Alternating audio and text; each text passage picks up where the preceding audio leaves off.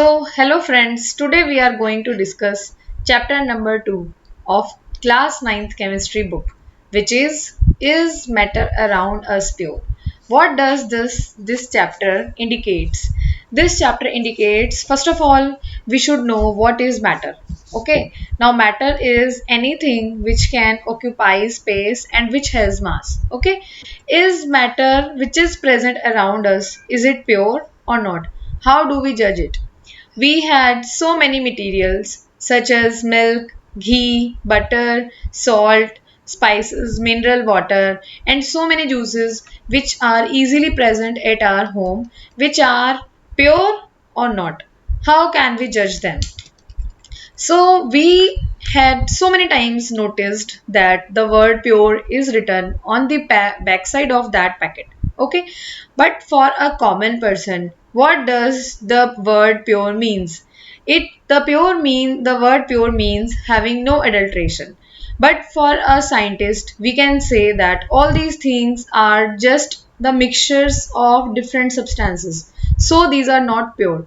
For example, if we take milk, okay, milk is actually a mixture of water, fat, proteins, etc., which a scientist will never say that a milk is pure.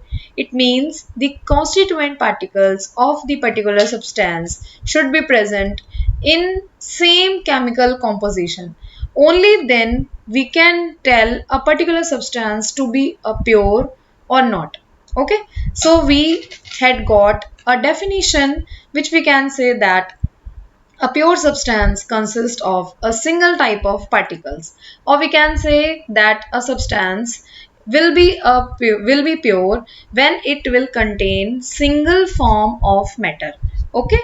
Now, as we can look around, there are so many examples such as seawater, minerals, soil, etc. These are all examples of mixtures. Now, we'll study about this first point, which is a mixture. Now, what is a mixture? A mixture can be defined as constituted by the more than one kind of pure form of material. Any material or any substance will be known as mixture. We can take an example of sodium chloride, such as that if we dissolve sodium chloride in some quantity of water, right, then we'll get a mixture. But we can easily separate it by the process of evaporation. Or we can say that sodium chloride is a pure substance, but it cannot be separated by any physical process into its chemical constituents.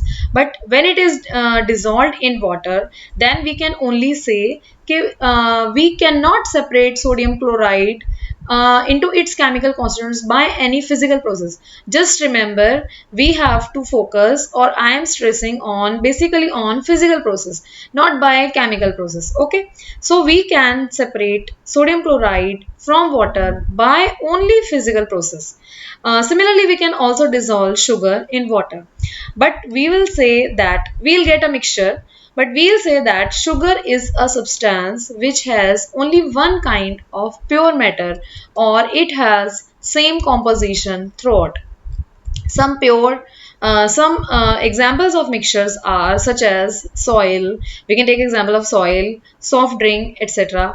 Whatever is the source, but these have same characteristic properties. It is the main characteristic which we can say that pure substance will definitely has in it. Okay, now next is the topic, which is types of mixtures.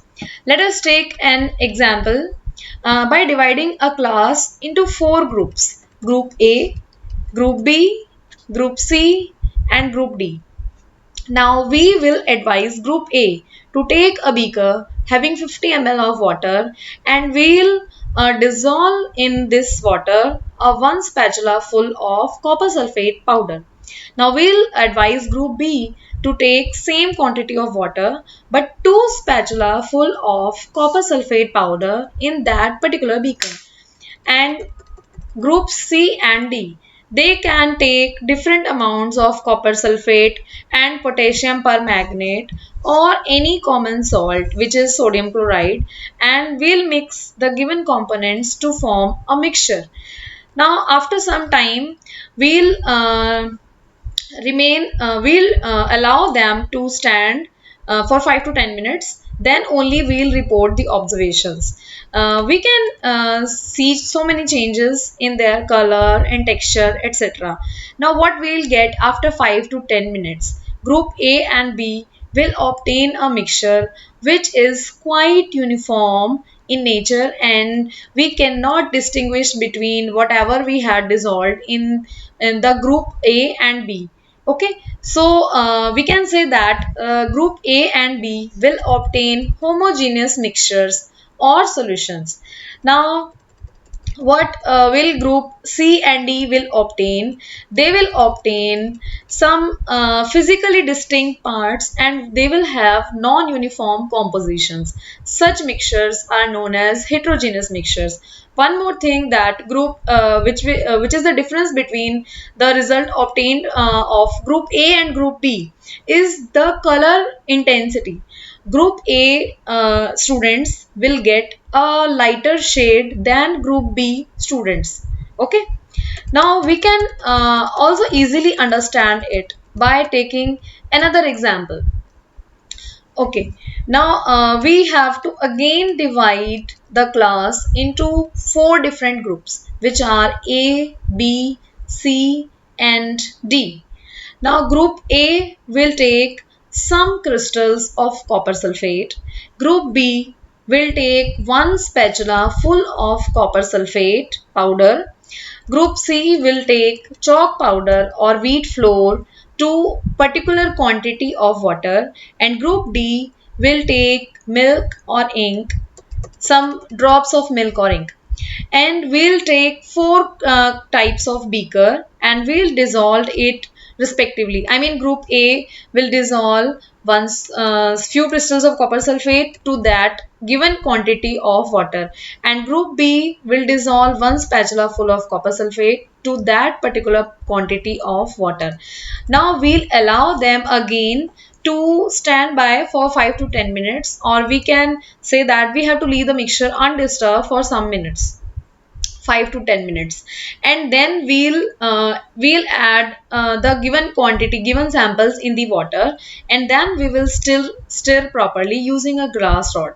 What will be observed, that if any particles are in the mixture present are visible or not. If we will direct a beam of light from a torch, then is the path of beam of light of visible, or we can get a particle. Now what we will get, we leave the mixture undisturbed for some time, and then we will filter the mixture. Then we is there any residue left out on the filter paper, we can observe that. Then now there is a figure which is figure 2.2. It is the setup for the filtration. We have to take a test tube and along with a stand, and in the stand we'll take a funnel. In this we will take a filter paper folded in the form of D, and then we'll form a cone of that particular filter paper, and we'll fix it in the funnel. Then only we will filter the amount, whatever is the sample quantity the different groups of the students will get. Now what will the students of group A and B will get? They will get a particular solution, or we can say that they will get a homogeneous mixture in their beakers. Now what will group C will get? Group C students will get a suspension, and group D students will get a colloidal solution. So by this activity we can easily differentiate between the solution, between a suspension and a colloidal solution. Since we know that chalk powder does not dissolve in water, so the particles will also be seen in the beaker, but after the filtration they will collect only on the filter paper. So group C students will get a suspension. And what is a colloid? A colloidal solution is the particles can dissolve in the solution, but if we will filter it, then they will form. And uh, and that is okay. It is done. And in the next episode, thank you for today. And in the next episode, we'll read and discuss about the solutions, suspensions, and colloidal solutions, and concentration of a solution. I mean, how can we measure a concentration of a solution? These all topics will be covered in the next episode of this particular chapter. Thank you so much.